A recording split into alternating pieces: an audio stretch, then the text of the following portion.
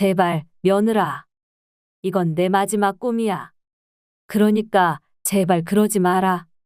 간 씨의 간절한 부탁에도 며느리 미경은 냉정하게 말했습니다. 제가 이미 몇 번 경고드렸죠. 제 말 안 들으시면 응당한 처벌을 받게 되실 거라고요. 말과 함께 며느리가 간 씨의 꿈을 잔인하게 찢어버렸습니다. 간 씨는 본디 어릴 적부터 문학소녀였습니다. 동네 어르신들도 그런 간 씨를 보면 기특하다며 시 한번 읊어보라고 할 정도였죠. 자, 여기 과자 하나 줄 테니 오늘도 시 한 수 읊어주거라. 어르신들의 요청을 받으면 당시 열 몇 살 밖에 되지 않았던 간 씨는 간드러진 목소리로 순수한 시조를 읊었습니다. 간 씨의 시는 봄바람을 타고 땅에 꽃씨를 뿌리기도 했고 늦가을 젖은 낙엽 사이사이를 거닐며 겨울의 시작을 알리기도 했습니다. 시간이 흘러 간 씨의 삶의 변화가 생긴 것은 바로 결혼이었습니다. 너도 이제 결혼을 해야지. 언제까지 책만 붙들고 있을 거냐? 문학이니 뭐니? 그딴 게 쌀 한 톨 네 입에 넣어준다든. 부모님의 냉정한 말에 간 씨는, 그러니까 현저동 꼭대기에 살던 문학소녀는 꿈을 접고 결혼 생활이라는 현실에 몸을 던졌습니다. 다른 건 몰라도 당신 몸하고 내 몸 하나만큼은 책임지고 먹여 살릴게. 다행히도 간 씨의 남편은 책임감이 강한 사람이었습니다. 다소 무뚝뚝하고 때로는 답답한 면도 있었지만요. 간 씨가 그런 남편을 사랑한 이유는 별다른 게 아니었습니다. 어머니가 김치 보내셨어요. 간 씨가 이렇게 말을 하면 하루 종일 현장 일을 하느라 먼지를 뒤집어 쓰고 온 남편의 대답은 맛은? 네? 맛은 봐봤어? 당신 입맛에 맞았냐고. 아니요, 당신 오면 같이 먹으려고 아직 열어보지도 않았죠. 그럴 게 뭐 있어. 다음부턴 어머니가 뭘 보내든 간에 먼저 열어서 맛 좀 봐줘. 나한테 온 게 곧 당신 거니까. 처음에 간 씨는 그런 남편의 말을 믿지 못했습니다. 요즘에야 자상한 남편들이 넘친다지만 그때만 해도 여자들은 남자보다 아래였고 부엌에 들어가는 게 남자의 수치라고 생각하는 사내도 있었으니까요. 하지만 간 씨의 남편은 달랐습니다. 어머니께서 돈을 좀 보내셨어요. 당신 고기 먹이라고요. 고기. 난 됐어. 당신 먹어. 그치만 당신 먹으라고 보내신 돈인걸요. 간 씨가 그렇게 말을 하면 남편은 피식 웃으며 간 씨의 부풀어 오른 배를 토닥였습니다. 내가 먹는 것보다 곧 태어날 우리 자식 먹이는 게 훨 낫지. 그보다 더 나은 건 바로 당신이 맛있게 먹는 거고. 남편의 그런 사랑은 한동안 겨울 속에만 살았던 간 씨를 다시 봄으로 이끌었습니다. 하지만 세상은 그런 간 씨를 가만두기 싫어했습니다. 간 씨와 남편의 첫째 아이가 태어나고 그 아이의 나이 5살쯤 되던 해 간 씨의 아이는 시장을 달리던 트럭에 치여 목숨을 잃었습니다. 눈앞에서 아이를 잃은 간 씨는 깊은 자책에 빠졌고 그렇지 않아도 말수가 적던 남편은 더욱 입을 다물었습니다. 그저 딱 한마디. 당신 잘못이 아니야. 그러니까 너무 자책할 필요 없어. 슬프게 울면서 한마디를 겨우 할 뿐이었습니다. 물론 세상이 간 씨에게 나쁜 것만을 준 것은 아니었습니다. 몇 해 후에 간 씨의 뱃속에 새로운 생명이 찾아왔고 이듬해 여름에 태어난 그 아이의 이름은 건욱, 최건욱이었습니다. 건우가 너는 커서 뭐가 되고 싶니? 나요. 나는 글쎄, 간 씨가 물으면 어린 건욱은 별들이 가득 담긴 것처럼 초롱초롱한 눈망울을 깜빡이다가 말했습니다. 손수건이 되고 싶어. 손수건이? 다른 애들처럼 의사나 판검사가 아니라 응. 손수건. 그러면 엄마가 울 때마다 엄마 눈물을 닦아줄 수 있잖아. 어린 아들 건욱은 어릴 때부터 간 씨의 마음을 달랠 줄 아는 재주가 있었고 그런 아들 덕분에 간 씨는 첫째를 잃고 난 이후 한동안 잃었던 웃음을 다시 찾았습니다. 세월이 흘러 건욱이 대학교에 입학할 나이가 되었습니다. 간 씨와 남편의 머리도 꽤나 희끗해져 있었고 얼마 남지 않은 활력 속에 둘은 아들의 미래를 함께 고민했습니다. 이제 건욱이도 대학교에 갈 나이가 됐네요. 간 씨가 저녁상을 차리며 말을 꺼냈습니다. 남편은 텔레비전을 보다가 고개를 돌렸습니다. 그러게 말이야. 세월 고놈 참 천천히 좀 가라니까. 말은 더럽게 안 들어요. 어디로 보내면 좋을까요? 따로 생각해 놓은 곳은 있어요? 건욱이는 아직 고민 자체를 안 하는 것 같던데. 남편은 늘 그렇듯 바로 대답하는 게 아니라 일단 밥을 먹으며 곰곰이 생각을 하는 것 같았습니다. 그리고 이내 숟가락을 내려놓더니 진지한 표정으로 간 씨를 바라보더군요. 옛말에 사내라면 한양에 가야 한다 했지. 그렇죠? 하지만 우리는 이미 서울에 살고 있고요. 그렇지. 그러니까 이제는 세계의 한양인 미국에 보내야 해. 건욱이 머리 좋잖아.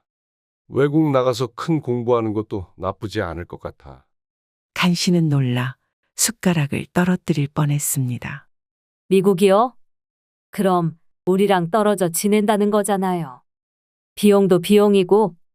이미 어느 정도는 알아봤어. 장학금도 있고 내가 조금만 더 일하면 돼. 우리 아들 미래를 위해서라면 그 정도는 할 수 있지. 간 씨는 남편의 다부진 어깨가 예전보다 처져 있는 것을 보았습니다. 겉으로는 멀쩡하다며 늠름한 척하는 남편이었지만 팔과 몸 곳곳에 있는 흉터와 몸에서 진하게 풍기는 파스 냄새가 진실을 대신 말하고 있었죠. 그럼 나도 어디 아르바이트라도 해볼까요? 이 앞에 마트에서 계산원을 새로 구하던데. 됐어. 내가 당신까지 고생시키려고 아들 유학 이야기를 꺼냈겠어.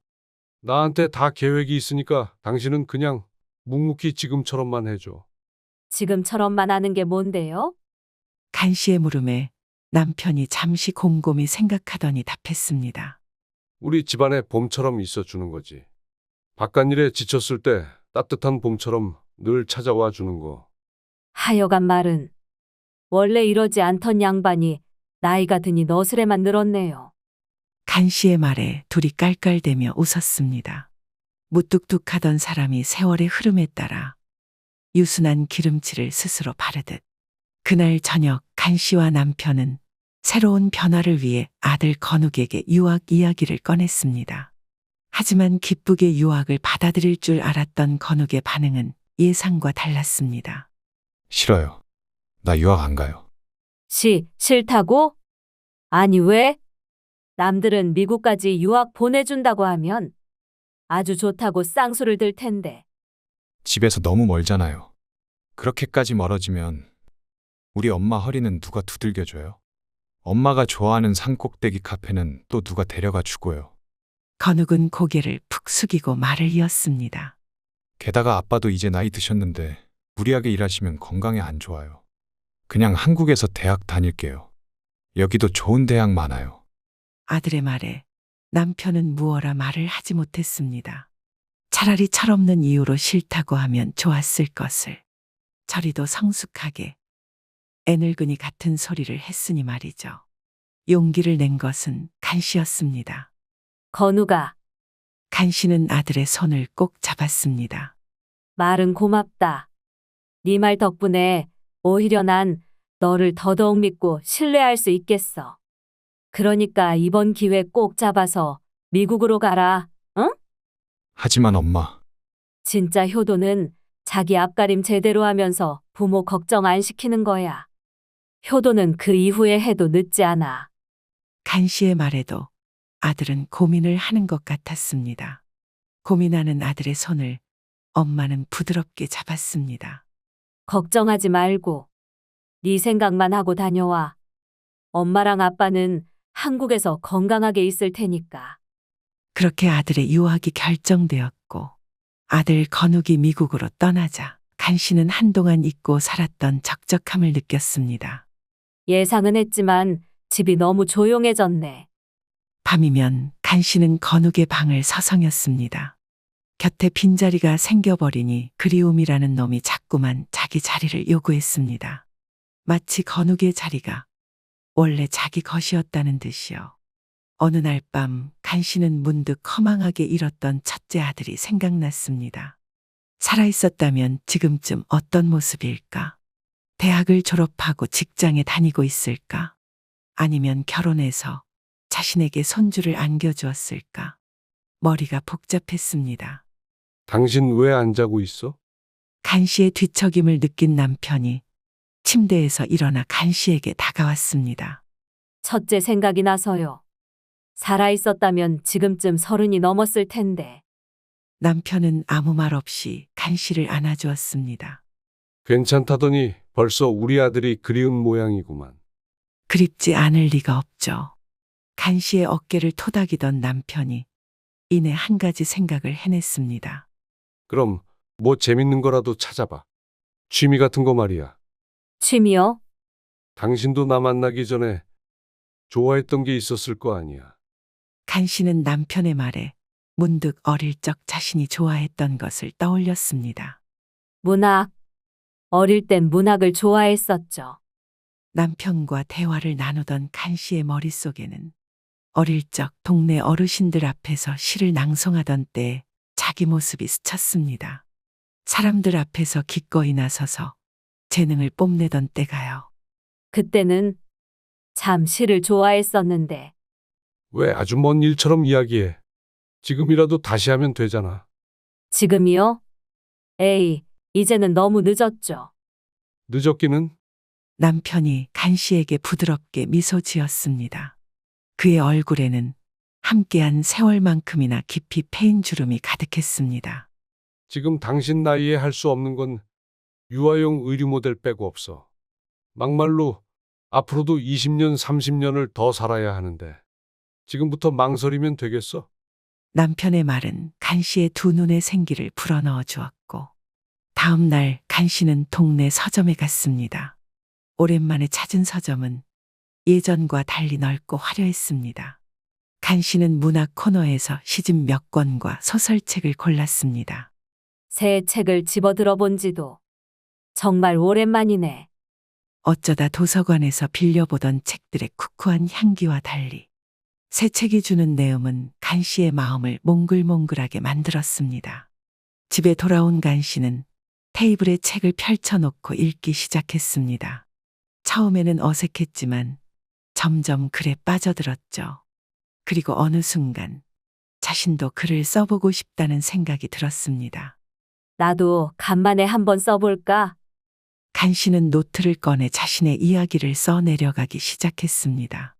과거 문학소녀였던 시절부터 남편과의 첫 만남, 첫째 아이를 잃은 슬픔, 그리고 건욱이 가져다 준 행복까지 일기와 비슷한 자전적인 이야기가 써졌습니다.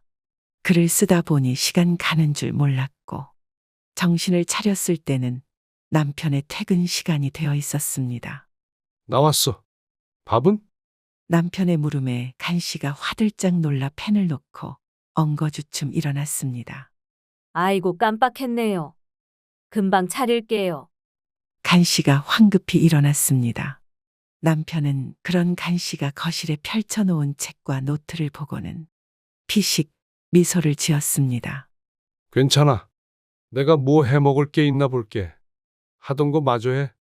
아니에요. 하루 종일 먼지 뒤집어 쓰면서 고생했는데 저녁은 내가 해줘야죠. 괜찮다니까.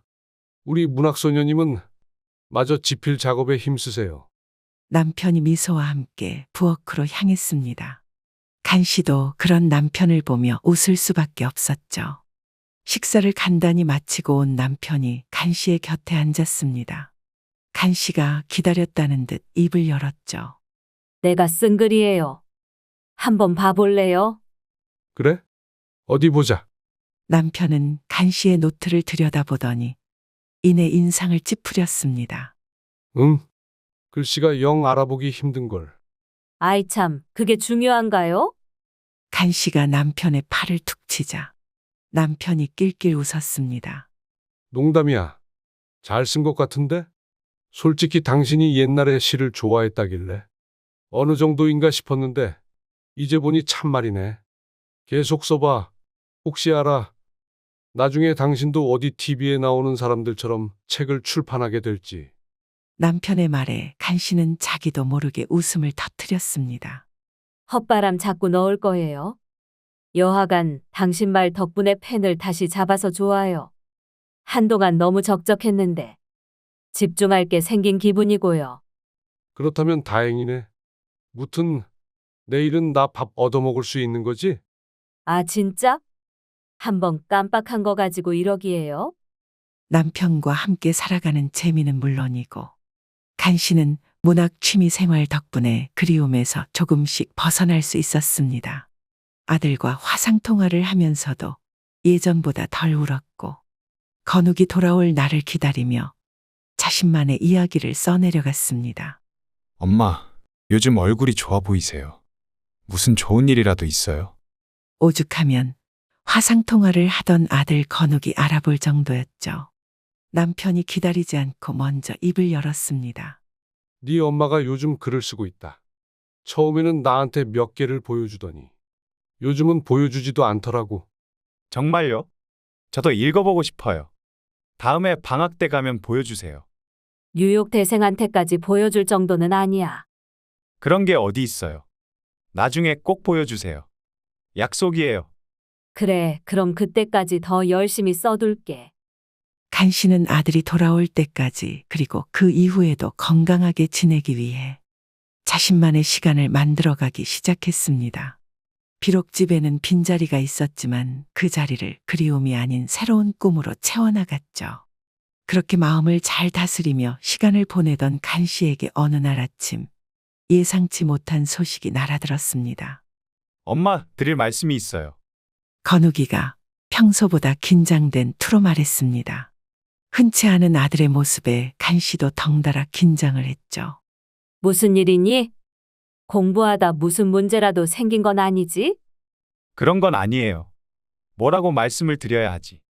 잠시 고민하던 아들이 입을 열었습니다. 저 여자친구가 생겼어요. 간 씨는 잠시 어리둥절했습니다. 아들이 여자친구가 생겼다는 것이 그리 놀라운 일은 아니었거든요. 잘 됐네. 어휴, 난 또 뭐라고? 반가운 소식인데 뭘 그렇게 심각하게 이야기하니? 단순한 여자친구가 아니에요, 엄마. 그럼 저희 곧 약혼할 생각이에요. 뭐라고? 간 씨의 입에서 생각보다 큰 소리가 튀어나왔습니다. 남편이 옆방에서 달려왔습니다. 무슨 일이야? 여보, 건욱이가 약혼한대요. 약혼? 아니 무슨 대학생이 갑자기 약혼을 해? 건우가 너 취했니? 남편이 화상통화 화면 앞으로 다가와 물었습니다. 하지만 건욱이는 차분하게 답을 하더군요. 아니에요, 아빠. 여기 미국에서는 다들 그렇게 해요. 마음에 맞는 사람 만나면 약혼하고 졸업 후에 결혼하는 게 일반적이에요. 간 씨는 어안이 벙벙했습니다. 일단 중요한 점을 확인하려고 얼른 입을 열었죠. 그럼 그 아가씨는 어떤 사람이니? 미국 사람이야? 아니요, 한국 사람이에요. 저랑 똑같이 여기 유학 온 친구니까 외국인 며느리 걱정은 안 하셔도 돼요. 만난 지는 얼마나 됐는데? 6개월 정도요. 정말 괜찮은 사람이라 엄마도 만나보면 좋아하실 거예요. 간 씨는 말문이 막혔습니다. 자신이 알던 신중하고 엄마 바라기였던 아들이 이렇게 갑작스럽게 큰 결정을 내리는 모습이 낯설게만 느껴졌습니다. 건우가 간 씨가 고민하다가 한마디 하려고 하자 아들이 간 씨가 뭐라고 하기도 전에 얼른 입을 열더군요. 엄마, 제 여자친구 정말 좋은 사람이에요. 저한테 너무 잘해주고 공부도 열심히 하고 책임감도 강해요. 간 씨는 깊은 한숨을 내쉬었습니다. 화면 속 아들의 눈에서 간절함이 느껴졌고 그런 아들을 말리기란 정말 쉽지 않았죠. 알았다. 내가 그렇게 확신한다면 우리가 뭐라고 하겠니? 하지만 최소한 엄마 아빠가 한 번은 만나봐야 하지 않을까? 물론이죠. 다음 방학 때 같이 한국에 가려고요. 그때 만나보세요. 그래, 알겠다. 통화가 끝난 후 간 씨는 오랫동안 창밖만 바라보았습니다. 어두운 밤하늘 속에서 무언가를 찾으려고 애써 보았지만 정작 보이는 건 아무것도 없었죠. 왜 그래? 어쨌든 아들이 좋은 사람 만났다잖아. 우리 건욱이가 어디 바보도 아니고 이유가 있으니 저렇게 좋아하는 거겠지. 어깨를 토닥이는 남편의 말에 간씨는 고개를 끄덕였습니다. 그게 아니라 우리 아들이 벌써 이렇게 자랐다니 믿기지가 않아서요. 엄마 손수건이 되고 싶다더니 세월이 참 빠르지. 그래도 한국 여자라니 다행이야. 나는 며느리가 나한테 유유거리는 꼴은 못 보겠거든.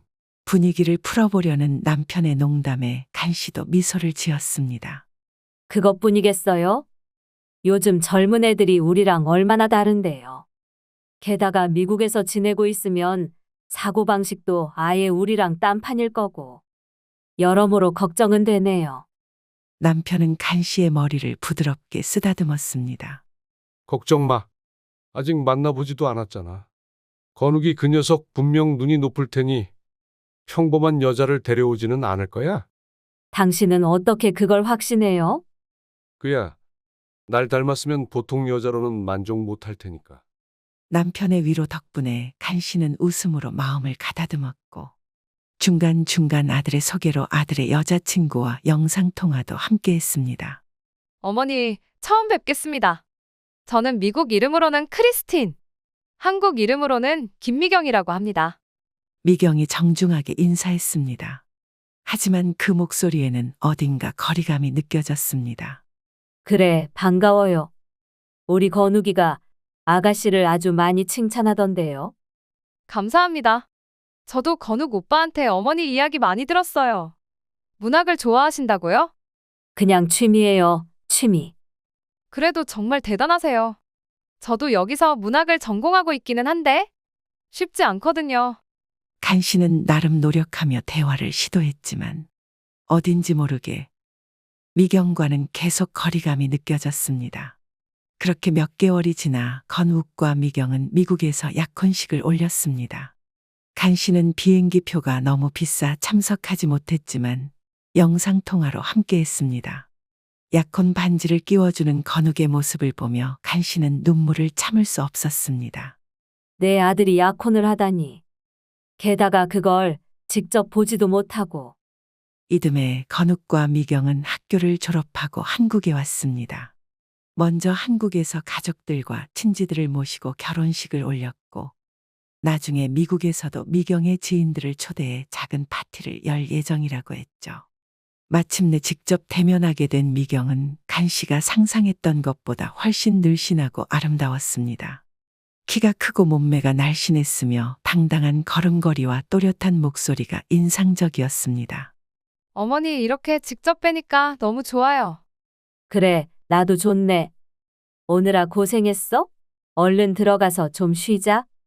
결혼식이 끝나고 건욱과 미경은 간씨에게 중요한 이야기를 꺼냈습니다. 엄마, 저희가 졸업은 했지만 아직 안정적인 직장을 구하지 못했어요. 당분간은 엄마 아빠 집에서 지내면서 취업 준비를 해도 될까요? 간씨는 잠시 고민했습니다. 아들과 며느리와 함께 산다는 것은 기쁜 일이지만 한편으로는 걱정도 되었죠. 물론이지. 우리 집은 너희 집이기도 하니까. 감사합니다, 어머니. 최대한 빨리 자립해서 분가할게요. 미경이 활짝 웃으며 말했습니다. 그 미소가 진심인지 아닌지는 간씨로서는 판단하기 어려웠습니다. 너무 부담 갖지 말고 천천히 준비해. 요즘 직장 구하는 게 쉽지 않으니까. 남편이 두 사람을 다독였습니다.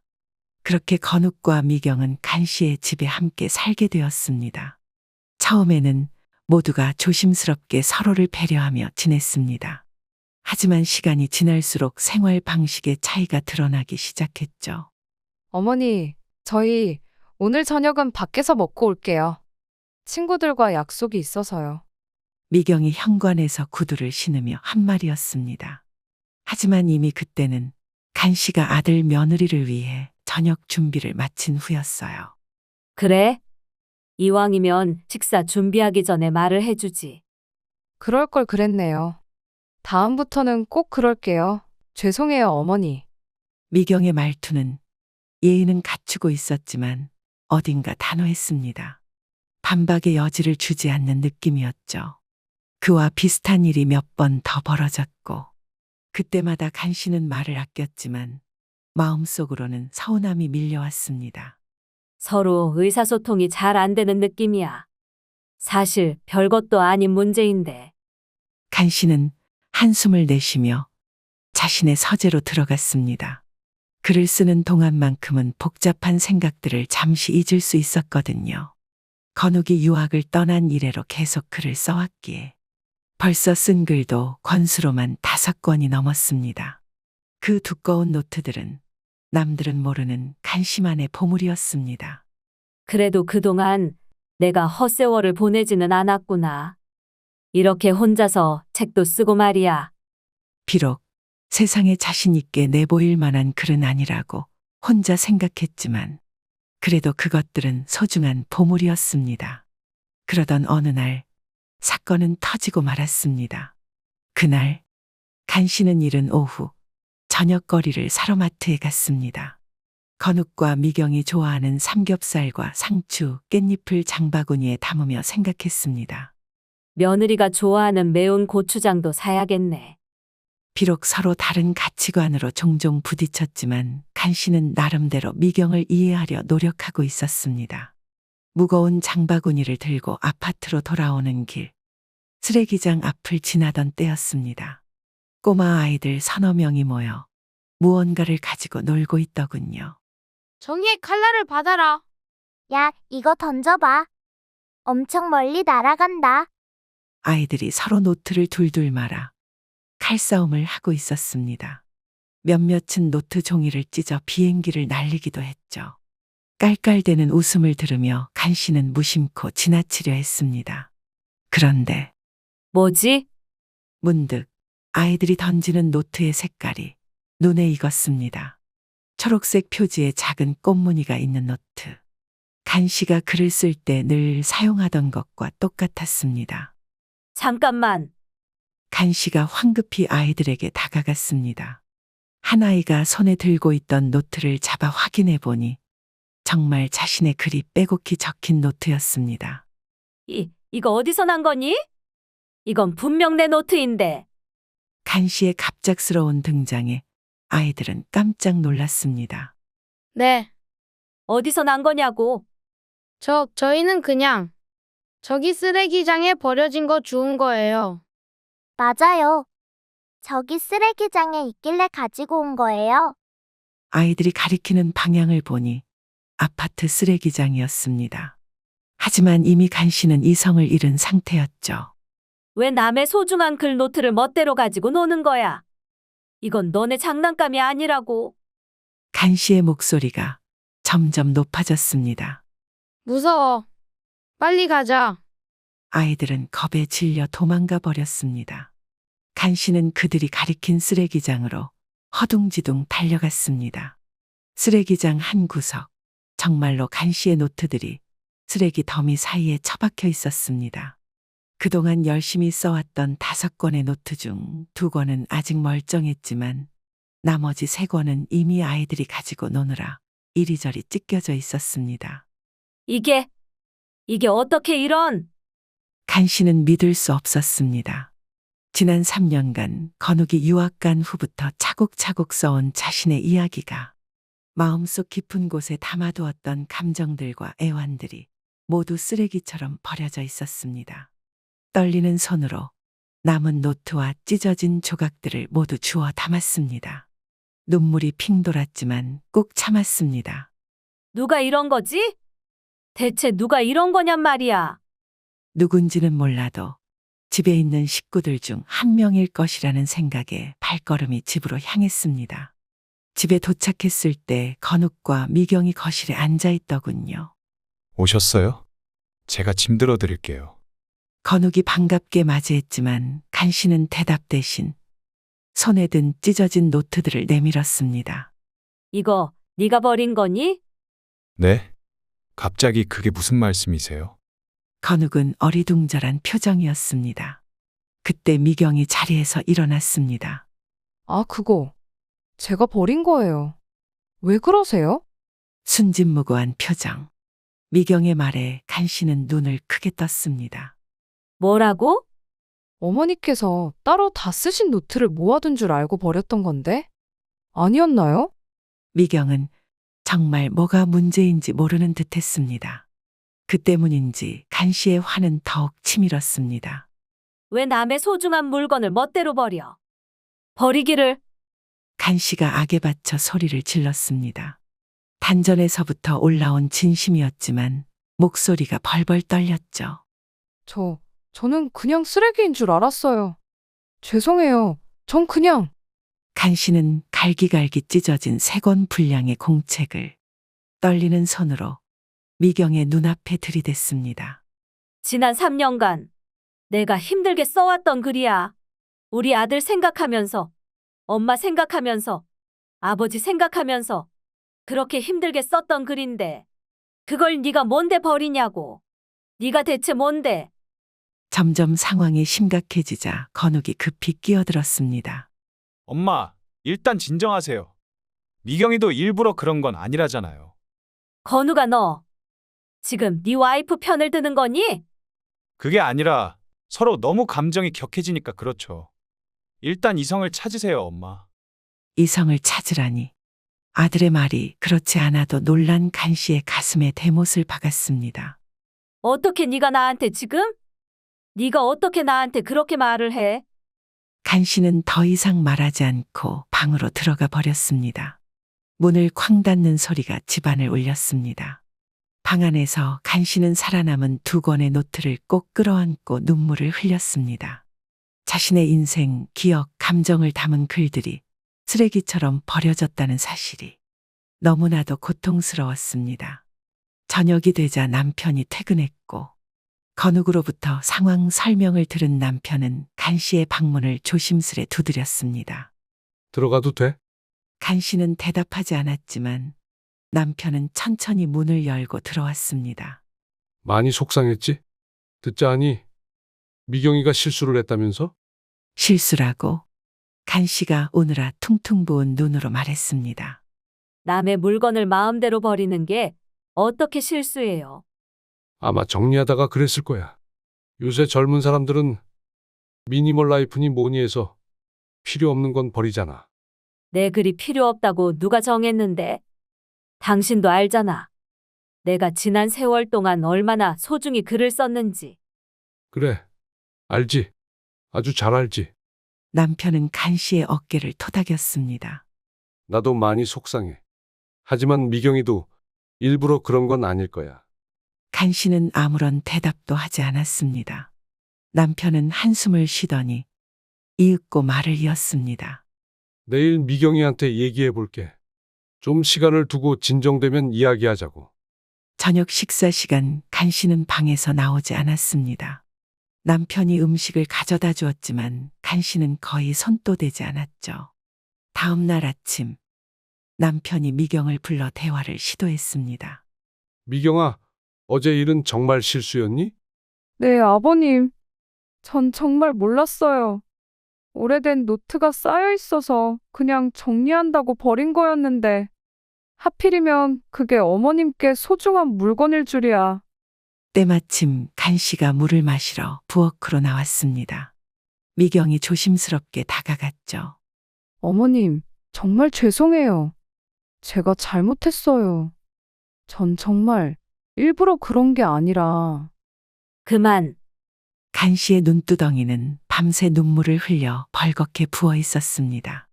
나는 아직 널 용서할 준비가 되지 않았다. 그러니까 지금은 그만 이야기하자.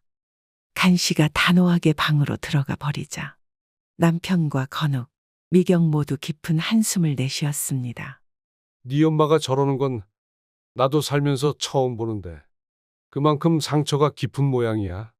미경아, 일단 지금은 시간을 좀 갖는 게 좋겠다. 알겠어요, 아버님. 정말 죄송해요. 전 정말 일부러 그런 게 아니었는데. 그날 밤 간 씨는 악몽을 꾸었습니다. 미경이 간 씨의 노트를 눈앞에서 한 장 한 장 찢는 꿈이었죠. 제발, 며느라! 이건 내 마지막 꿈이야. 그러니까 제발 그러지 마라. 간 씨가 간절히 애원했지만 미경은 냉정하게 대답했습니다. 제가 이미 몇 번 경고드렸죠. 제 말 안 들으시면 응당한 처벌을 받게 되실 거라고요. 말과 함께 미경은 간 씨의 노트를 찍고 불에 태웠습니다. 안 돼. 제발. 제발 그렇게 하지 마라. 간 씨는 비명을 지르며 깨어났습니다. 온몸이 땀에 젖어 있었습니다. 시계를 보니 새벽 3시. 간 씨는 조용히 일어나 부엌으로 가서 차를 끓였습니다. 따뜻한 차를 마시며 잃어버린 글들을 떠올렸습니다. 서늘한 달빛 아래 새 노트를 꺼냈고 떨리는 손으로 기억나는 대로 글을 써보려 했지만 3년간 쓴 글 중 기억나는 것은 고작 몇 구절뿐이었습니다. 잃어버린 글들을 다시 찾는 건 불가능해. 간 씨의 눈에서 눈물이 흘러내렸습니다. 자신이 그토록 소중히 여겼던 기억들, 감정들, 모든 것이 사라져버렸다는 현실이 너무나 고통스러웠습니다. 하루가 이틀이 되고 이틀이 일주일이 되어도 간 씨의 마음은 쉽게 풀리지 않았습니다. 하지만 아들 며느리와 함께 살아가야 하는 현실 앞에서 결국 간 씨는 스스로를 달래야만 했습니다. 가족과 함께하는 아침 식사 시간, 간 씨가 직접 미경에게 입을 열었습니다. 미경아, 일주일 만의 대화에 미경은 놀라 간 씨를 바라봤습니다. 네, 어머니. 이제 괜찮아. 고작 책일 뿐이고 다 잊었으니 너도 신경 쓰지 마렴. 그렇게 말하는 간 씨의 얼굴은 그늘져 있었습니다. 미경이 조심스럽게 입을 열었습니다. 정말 죄송해요, 어머니. 제가 어떻게든. 그만 이야기하자. 그냥 서로 없던 일로 하자꾸나. 앞으로가 더 중요한 거니까. 간 씨는 말을 자르고 자리를 떠났습니다. 그렇게 한 달이 지났습니다. 간 씨는 아예 펜을 놓아버렸습니다. 노트와 펜을 치워버리고 책장에 있던 시집과 소설책들도 상자에 넣어 옷장 구석에 숨겨두었습니다. 항상 지어져 있던 미소도 사라지고 말수도 눈에 띄게 줄어버렸죠. 남편이 걱정스러운 눈빛으로 물었습니다. 요즘 왜 그래? 글도 안 쓰고. 그냥 더 이상 쓰고 싶지 않아요. 아직도 그때 일 때문에 그래? 아니요. 그냥 글이라는 게 별 의미가 없다는 생각이 들어서요. 남편은 한숨을 내쉬었습니다. 당신이 즐거워하던 모습이 보기 좋았는데 이제라도 다시 쓰면. 남편은 말을 멈추었습니다. 간 씨가 슬픔 가득한 얼굴로 창밖을 바라보고 있었거든요. 그러던 어느 날 미경이 조심스럽게 간 씨에게 다가왔습니다. 어머니, 혹시 다음 주에 잠깐 시간 되실까요? 왜 그러니? 어머니랑 같이 가고 싶은 곳이 있어서요. 너랑 같이? 어딘데? 그건 가보시면 아실 거예요. 일단은 비밀로 해야 더 재미있는 곳이라서요. 간 씨의 물음에도 미경은 쉬 답하지 않았습니다. 간 씨는 거절할까 하다가도 어쨌든 며느리와의 관계를 회복하기 위해 승낙했습니다. 알았어. 시간 내볼게. 약속 당일 간 씨는 내키지 않는 발걸음으로 바깥을 향했습니다. 그런데 차 안에는 미경뿐만 아니라 건욱과 남편도 타고 있더군요. 뭐야 다들? 미경이랑 나랑 둘이서만 가는 줄 알았는데. 간 씨가 어리둥절해하자 운전석에 앉은 미경이 웃으며 말했습니다. 어서 타세요, 어머니. 차에 탑승하고 나서도 간 씨는 계속 물었습니다. 도대체 어디를 가는 거냐니까? 어디 좋은 식당이라도 가는 거야? 남편이 미소를 지으며 대답했습니다. 가보면 알게 될 거야. 너무 신경 쓰지 마. 차는 서울 시내를 가로질러 달렸고 이윽고 멈춘 곳은 출판사? 우리가 여기 왜 온 거니? 어느 출판사 앞이었습니다. 간 씨가 물었지만 미경은 웃기만 하더군요. 이제 그만 물어보시고 얼른 가보세요. 안에 기다리는 분이 계세요. 안내에 따라 출판사 안으로 들어가자 단정하게 차려입은 여성이 일행을 반갑게 맞이했습니다. 안녕하세요. 말씀 많이 들었습니다. 저는 이곳 편집장 김지원입니다. 간 씨는 어리둥절했습니다. 네? 저를 아세요? 그럼요. 보내주신 작품을 얼마나 인상 깊게 읽었는데요. 삶의 애환이 녹아들어 있어서 너무 좋았어요. 무슨 말씀이신지? 작품이라면 제가 쓴 글을 말씀하시는 건가요? 네, 그럼요. 옆에 계신 며느님이 직접 복사본을 보내주셔서 읽어봤어요. 간 씨는 놀라 미경을 바라봤습니다. 알고 보니 간 씨 몰래 미경이 남은 2권의 내용을 스캔하여 출판사에 보낸 것이었습니다. 내부로 이동해 테이블에 마주 앉자 편집장이 간 씨를 바라보며 말했습니다. 예전에는 등단을 하거나 유명세가 있어야만 책을 냈지만 요즘은 아니에요. 마음을 울리는 진솔한 이야기가 오히려 더 호소력이 있죠. 편집장이 잠시 뜸을 들이다가 말했습니다.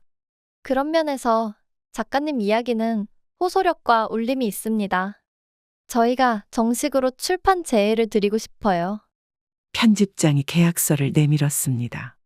간 씨의 이름이 선명하게 적혀 있었습니다. 이게 꿈인가요? 생시인가요? 간 씨는 혼란스러워하면서도 자신의 이름이 적힌 계약서를 받자 곧바로 눈물을 흘렸습니다. 그런 간 씨의 어깨를 남편이 조용히 토닥였습니다. 꿈이 아니야. 이제 정말 당신 이름으로 책이 나오는 거야.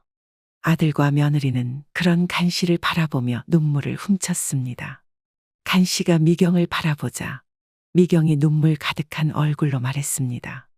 정말 죄송해요, 어머니.